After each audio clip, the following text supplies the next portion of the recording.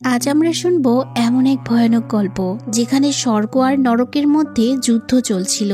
তো শেষ পর্যন্ত কে জিতেছিল চলুন শুনে আসি। এই গল্পের শুরু হয় মেক্সিকোর মরুভূমিতে খনন কাজ করতে থাকা একজন ব্যক্তিকে দেখিয়ে, যে হঠাৎ করে হিটলারের নাৎসি পতাকায় মোড়ানো একটা তলোয়ার খুঁজে পায়।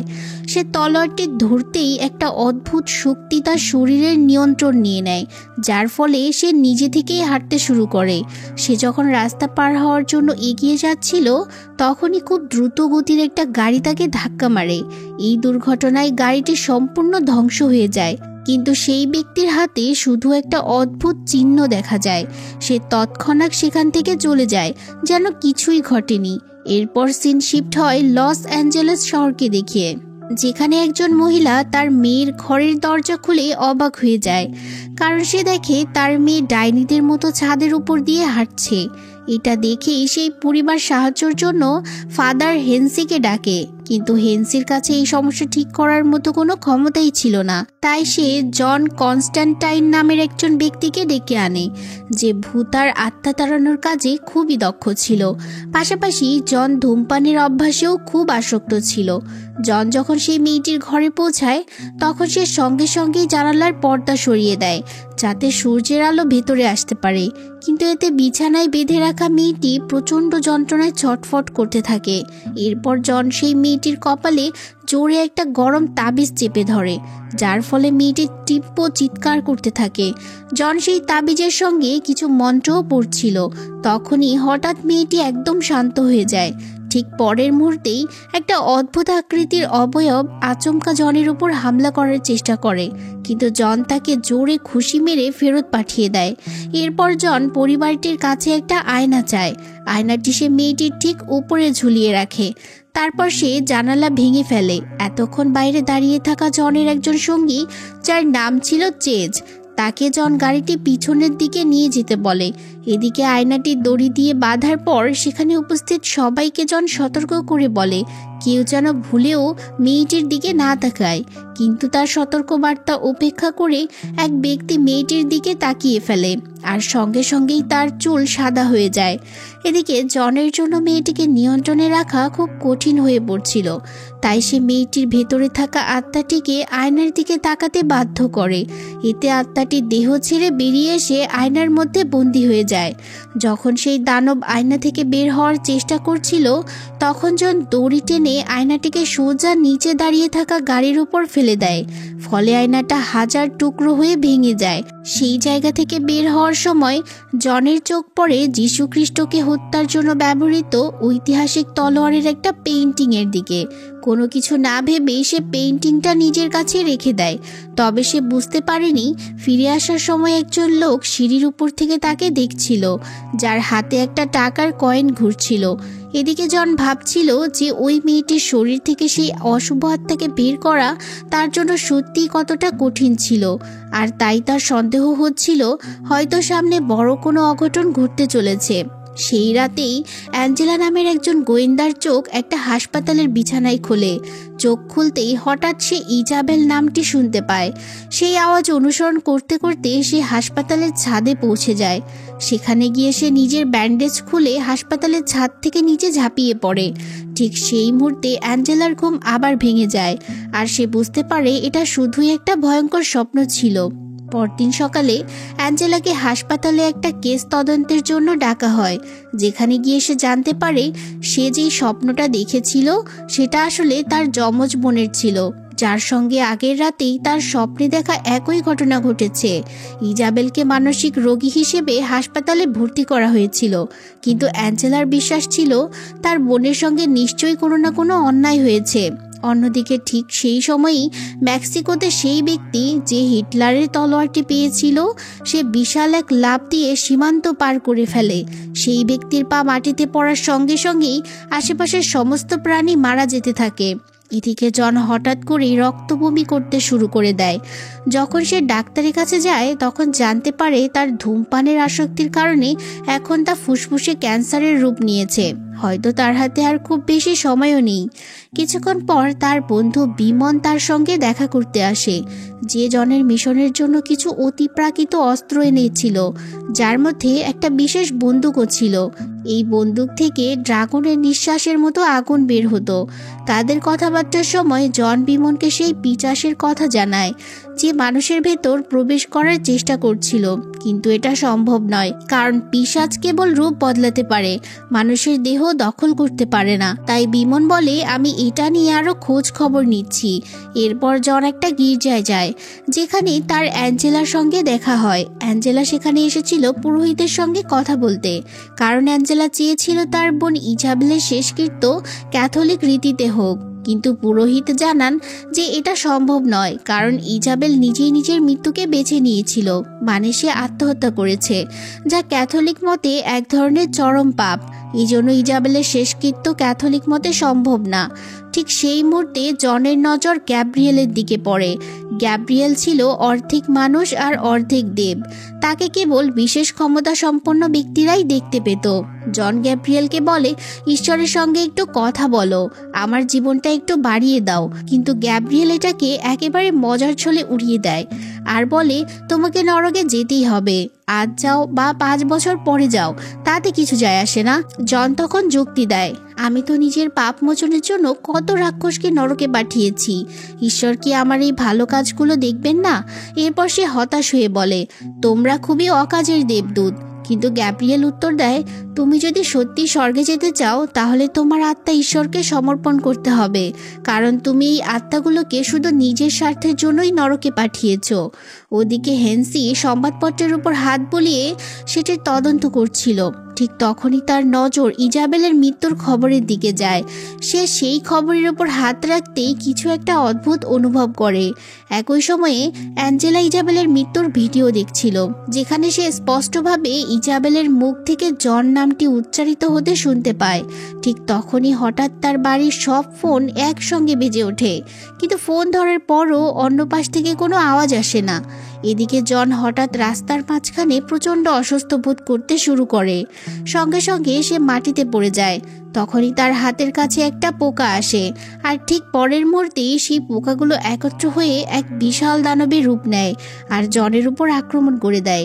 আঘাত এতটাই শক্তিশালী ছিল যে জনের অস্ত্রের বাক্সটি তার হাত থেকে ছিটকে পড়ে। এতে করে জনের পক্ষে সেই দানবকে নিয়ন্ত্রণে রাখা আরও কঠিন হয়ে পড়ছিল, কিন্তু সে কোনোভাবে নিজেকে মুক্ত করে বাক্সটি তুলতে সক্ষম হয়। কিন্তু সে কিছু করার আগেই সেই দানব আবার তার উপর আক্রমণ করে, যার হাত থেকে বাঁচার জন্য জন সোজা রাস্তার দিকে দৌড় দেয়, যেখানে সে তার অস্ত্রের বাক্সটি আকাশে ছুড়ে দেয় আর সেই দানবটিকে একটা গাড়ির সামনে টেনে আনে। গাড়ির সঙ্গে ধাক্কা লাগতেই সেই দানবটি ধ্বংস হয়ে যায়। এরপর জন আর চেজ সেখানে থাকা একটা মিডনাইট ক্লাবে যায়, যেখানে কেবলমাত্র অতিপ্রাকৃত ব্যক্তি সম্পন্ন লোকেরাই প্রবেশ করতে পারত। তাই শুধু জনকেই ভেতরে ঢুকতে দেওয়া হয়। ভিতরে সবাই পার্টি করছিল, কিন্তু জন সেদিকে ভ্রুক্ষেপ না করে সোজা একটা ঘরে প্রবেশ করে। সেখানে জনের সাথে দেখা হয় ক্লাবের মালিক পাপা মিডনাইটের সঙ্গে, যে নিজেও একজন তান্ত্রিক ছিল, তবে সে স্বর্গ বা নরকের কোনো পক্ষই নেয়নি। জন মিডনাইটকে সেই দানবের ব্যাপারে জানায়, যে তার ওপর কিছুক্ষণ আগেই আক্রমণ করেছিল, কিন্তু মিডনাইট এই ব্যাপারটি বিশ্বাস করতেই চায় না, কারণ নিয়ম অনুসারে দানবরা কখনো পৃথিবীতে প্রবেশ করতে পারবে না। ঠিক তখনই সেই কক্ষে বেলথাজার নামে এক ব্যক্তি আসে। সেও ছিল আধা দানব। জনকে উত্ত্যক্ত করার সময় সে নিজের হাতে একটা মুদ্রা ঘোরাচ্ছিল, মানে এই হলো সেই ব্যক্তি যে সিঁড়ি থেকে একবার জনের উপর নজরদারি করেছিল। কিন্তু জন ব্যাপারটা মোটেও পছন্দ করেনি, এজন্য সে বেলথাজারকে একেবারেই পাত্তা দেয় না। কিন্তু বেলথাজার জনকে আবার উত্ত্যক্ত করতে শুরু করে, কিন্তু মিডনাইট সঙ্গে সঙ্গে তাকে থামিয়ে দেয়। হঠাৎ জনের শরীর আবার খারাপ হতে শুরু করে, যার ফলে সে সেখান থেকে চলে যায়। কিছুক্ষণ পর অ্যাঞ্জেলা জনের বাসায় আসে, কারণ সে নিশ্চিত ছিল যে ইজাবেলের মৃত্যুর পেছনে কোনো না কোনো রহস্য অবশ্যই রয়েছে। কিন্তু জন তার গল্প শুনতে একদমই আগ্রহী ছিল না। তবে তাদের কথাবার্তার মাঝেই জনের নজরে আসে অ্যাঞ্জেলাকে অনুসরণ করছে একটা আত্মা। আত্মাটা দেখে জন অ্যাঞ্জেলার দিকে ছুটে যায়। এই দৃশ্য দেখে জন নিশ্চিত হয়ে যায় যে ইজাবেলের মৃত্যুর পেছনে সত্যিই কোনো না কোনো অদ্ভুত ঘটনা জড়িয়ে আছে। তবে অ্যাঞ্জেলা ভূত প্রেতের অস্তিত্বে বিশ্বাস করতো না। ঠিক তখনই চারপাশে সব আলো নিভে যায় আর প্রবল বাতাস বইতে শুরু করে। জন সঙ্গে সঙ্গে নিজের পকেট থেকে একটা কাপড় বের করে কাপড়টা আগুনে পুড়িয়ে ফেলে, যার ফলে তার চারপাশে থাকা সব দানব আগুনে পুড়ে ছাই হয়ে যায়। এরপর জন অ্যাঞ্জেলাকে জানায় এই সব দানবরা তোমার পিছনে তাড়া করছিল, কিন্তু কেন তা জানতে হলে জনের নরকে গিয়ে খোঁজ নিতে হবে। তাই অবশেষে জন অ্যাঞ্জেলার কেস বুঝতে নরকে যাওয়ার সিদ্ধান্ত নেয়। এরপর জন প্রথমে অ্যাঞ্জেলার বাসায় যায়, যেখানে সে অ্যাঞ্জেলার পোষা বিড়ালটিকে ধরে। তারপর নিজের দুটো পা সে পানির মধ্যে রাখে আর অ্যাঞ্জেলাকে ঘর থেকে বেরিয়ে যেতে বলে। এরপর জন বিড়ালটির চোখের দিকে তাকিয়ে এমন একটা সংযোগ তৈরি করে যার ফলে সময় ধীরে চলতে শুরু করে, আর পরবর্তী মুহূর্তেই সে নরকে পৌঁছে যায়। নিজের নিরাপত্তার জন্য জনের কাছে পবিত্র পানি ছিল এবং সে নরকে থাকা সমস্ত আত্মা ও দানবদের উপেক্ষা করে ইজাবেলকে খুঁজতে থাকে। অবশেষে যখন সে ইজাবেলকে দেখতে পায়, তখন আগের বারের মতোই সে জনের নাম নিচ্ছিল। তারপর নিজের মেডিকেল ট্যাগ খুলে নিচে লাফ দেয়। এটা দেখে জন প্রচণ্ড গতিতে তার দিকে দৌড় দেয়, আর ঠিক তখনই বহু দানব তার পিছনে ধাওয়া করতে থাকে। তবে একসময় শেষ মুহূর্তে জন দ্রুত হাত বাড়িয়ে ইজাবেলের মেডিকেল ট্যাগটি ধরে ফেলে। একই সময়ে পবিত্র জল নিজের বুকে লাগিয়ে সে আবার বাস্তব পৃথিবীতে ফিরে আসে, কিন্তু সেই সময় জনের পুরো শরীর থেকে ধোঁয়া বের হচ্ছিল। এরপর সে অ্যাঞ্জেলার হাতে তার বোনের মেডিকেল ট্যাগটা তুলে দিয়ে বলে ইজাবেল নিজের ইচ্ছায় এই পদক্ষেপ নিয়েছিল, এজন্য তাকে নরকে পাঠানো হয়েছে। অন্যদিকে হেন্সি চুপচাপ মৃতদেহের ঘরে ইজাবেলের মৃতদেহটা দেখতে ঢুকে পড়ে, যেখানে সে ইজাবেলের স্মৃতিগুলো দেখার চেষ্টা করছিল। ইজাবেলের হাত ধরতেই একটা অদ্ভুত চিহ্ন তার হাতে চলে আসে, যা দেখে হেন্সি বেশ ভয় পেয়ে যায়। সে তৎক্ষণাৎ তার ফ্লাক্স থেকে মদ খেতে চেষ্টা করে, কিন্তু বোতলে মদ থাকার পরেও এক ফোঁটা মদও নিচে পড়ছিল না। তখনই সেই সময় একজন গার্ড তাকে ধরে ফেলে। তবুও হেন্সি কোনোভাবে এক দোকানে পৌঁছায় আর সেখানেও সে মদ খেতে চেষ্টা করে, কিন্তু কোনো বোতল থেকেই এক ফোঁটা মদও নিচে পড়ছিল না। এরপর হেন্সি হঠাৎ করে মাটিতে পড়ে যায়, তার শ্বাস বন্ধ হতে শুরু করে। ঠিক তখনই বেলথর সেখানে পৌঁছে যায়। সে হেন্সিকে মরতে দেখে অনেক মজা পাচ্ছিল। আসলে সেই হেন্সিকে এই বিভ্রমে ফেলেছিল, যেখানে হেন্সিকে মনে হচ্ছিল যে মদের এক ফোঁটা নিচে পড়ছে না, অন্যদিকে সে গলা পর্যন্ত মদ খেয়ে পূর্ণ করে ফেলেছিল। অন্যদিকে জন অ্যাঞ্জেলাকে জানায় আসলে সে ছোট থেকেই সমস্ত ভূত প্রেত দেখতে পারত, কিন্তু তখন সে এসবের কিছুই বুঝতে পারছিল না। এই সময় তার পরিবারের সদস্যরা তাকে মানসিক হাসপাতালের মধ্যে ঢুকিয়ে দিয়েছিল। মানসিক হাসপাতাল তার জন্য কোনো নরকের চেয়ে কম জায়গা ছিল না, আর তাই সে সবকিছু শেষ করার সিদ্ধান্ত নিয়েছিল। এরপর সে পুরো 2 মিনিট পর্যন্ত প্রায় মৃত ছিল। তারপর ডাক্তাররা তাকে কোনো রকমে জীবিত করতে সক্ষম হয়। এমনকি ডাক্তাররাও বুঝতে পেরেছিল জন যা কিছু দেখছে সব কিছুই সত্য ছিল, আর জন এটাও জানতো তারই করা পাপের জন্য তার আত্মা নরকে যাবে। এজন্য সে ভূত প্রেতদের খারাপ কাজ করা থেকে আটকাতে নরকে পাঠিয়ে নিজের পাপ মিটিয়ে স্বর্গে যেতে চেয়েছিল। এরপর সে ইজাবেলকে জানায় আসলে স্বর্গ এবং নরকে একটা শর্ত ছিল, স্বর্গ আর নরকের মধ্যে যে বেশি মানুষের আত্মা জিততে পারবে সেই জিতে যাবে। এই কারণে গ্যাব্রিয়েল এবং বেলথরের মতো আধা দেবদূত এবং দানব তৈরি করা হয়েছিল, যাতে তারা মানুষের মন পরিবর্তন করে তাদের ভালো অথবা খারাপ পথের দিকে পরিচালিত করতে পারে। ঠিক তখনই অ্যাঞ্জেলাকে হেন্সির মৃত্যুর খবর দেয়া হয়, যা শোনার সাথে সাথে তারা দুজনই সেখানে পৌঁছায়, যেখানে জন হেন্সির হাতে একটা অদ্ভুত চিহ্ন দেখতে পায়, যা ইজাবেল এবং সেই মেক্সিকান ব্যক্তির হাতেও ছিল। তবে এই চিহ্নটি হেন্সি বিশেষভাবে জনের জন্য রেখে গিয়েছিল, তাই জন সেই চিহ্নের একটা কপি তৈরি করে বিমনকে পরীক্ষা করার জন্য পাঠিয়ে দেয়। এরপর তারা দুজনেই ইজাবেলের হাসপাতাল রুমে যায়, যেখানে জন অ্যাঞ্জেলার উপর চাপ সৃষ্টি করে, তাকে ইজাবেলের মৃত্যুর সাথে সম্পর্কিত কোনো একটা কিছু মনে করার জন্য বলে। অনেক সময় ধরে চিন্তা করার পর শেষমেশ অ্যাঞ্জেলা মনে করতে পারে শিশুকালে তারা দুজন খুব গোপনভাবে কথা বলতো। কথাগুলো ছিল এমন, নরকের বাইবেলে সাধারণ বাইবেলের চেয়ে অনেক বেশি প্যাসেজ ছিল। এর মধ্যে একটা ছিল করিন্থ, যা শয়তানের পুত্র ম্যামেনের সম্পর্কে বলা হয়েছে। ম্যামেন আসলে মানুষের উপর পাপ আনার জন্য দায়ী ছিল। এদিকে হেন্সির হাতে যে চিহ্ন পাওয়া গিয়েছিল সেই চিহ্ন ছিল ম্যামেনের চিহ্ন, আসলে ম্যামেন যে কোনোভাবে তার পিতার কাছ থেকে নিয়ন্ত্রণ ছিনিয়ে নিতে চেয়েছিল। এরপর সে পুরো ব্রহ্মাণ্ডে রাজত্ব করার স্বপ্ন দেখছিল। এজন্য তাকে একটি বিশেষ মানুষের প্রয়োজন ছিল, যার কাছে বিশেষ শক্তি থাকবে। অন্যদিকে বিমেন বুঝতে পারে কেউ তার দিকে আসছে এবং পরবর্তী সেকেন্ডের মধ্যেই তার চোখ থেকে পোকা বের হতে থাকে। কিন্তু যতক্ষণ না জন এবং অ্যাঞ্জেলা সেখানে পৌঁছায় ততক্ষণে অনেক দেরি হয়ে গিয়েছিল, কারণ অসংখ্য পোকা ততক্ষণে বিমলকে ঘিরে ধরেছে। অন্যদিকে তলোয়ার নিয়ে সেই ব্যক্তি একটা গাড়ি চুরির পর লস অ্যাঞ্জেলেসের দিকে যাচ্ছিল। অন্যদিকে অ্যাঞ্জেলা জনকে জানায় আসলে ইজাবেলও জনের মতোই ছোটবেলায় অনেক ভূত প্রেত দেখত, কিন্তু যখন ইজাবেলকে মানসিক হাসপাতালে পাঠানো হয় তখন অ্যাঞ্জেলা ভূত প্রেতদের এড়াতে শুরু করে, যাতে তাকে পাগলখানায় না পাঠানো হয়। কিছুদিন পর সত্যিই তার সবকিছু দেখা বন্ধ হয়ে যায়, তাই সে তার বোনকে একা হাসপাতালে রেখে যেতে পারছিল না। কিন্তু তার প্রাণপ্রিয় বোনকে সে শেষবারের মতো জীবিত দেখতে পায়নি, তাই সে চাচ্ছিল জন তাকে আবার তার বোনকে নরকে গিয়ে দেখতে সাহায্য করুক। তার কথা মেনে জন একটা বাথটাবে পানি ভরে নেয়, তারপর অ্যাঞ্জেলাকে এতে জোর করে ডুবিয়ে দেয়। যেই মুহূর্তে অ্যাঞ্জেলার শ্বাস বন্ধ হয়ে যায় তখন সময় একেবারে ধীর হয়ে যায় এবং পরবর্তী সেকেন্ডের মধ্যেই অ্যাঞ্জেলা আবার চেতনা ফিরে পায়। আর অ্যাঞ্জেলা অদ্ভুত কিছু অনুভব করছিল। তখন সে বিমনের অফিসে যায়। সেখানে অ্যাঞ্জেলা বেলথারের সেই মুদ্রাটা দেখতে পায়। কিছুক্ষণ পর বেলথার তার অফিসের কাছে নিজের চেহারা দেখছিল। তৎক্ষণাৎ তার ওপর ড্রাগন ব্রেথ দিয়ে কেউ আক্রমণ করে দেয়। সে আর কেউ না, সে ছিল জন নিজেই। জন তার মুখে পবিত্র পানি ছিটিয়ে দেয়, যার ফলে তার মুখ পুড়ে যেতে থাকে।